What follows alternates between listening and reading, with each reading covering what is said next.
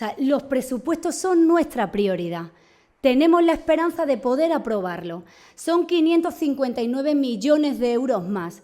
¿Saben qué es lo que ha pasado con la prórroga presupuestaria?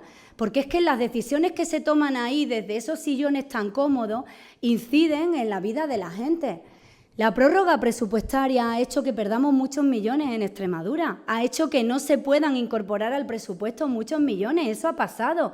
Gestionamos muy bien, intentamos a través de operaciones como de refinanciación compensar esas caídas, pero por supuesto todo gobierno necesita unos presupuestos, menos Sánchez que lleva 3 años sin presentarlos, nosotros no somos como ellos.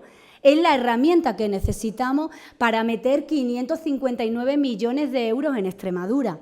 Que eso es lo que supone este presupuesto y eso es a lo que dicen que no esas 3 enmiendas.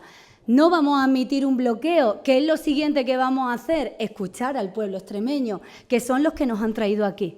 Y nosotros no tenemos ningún miedo a escucharlo. Ya lo hicimos y ganamos las elecciones. Ahora volvemos a hacerlo.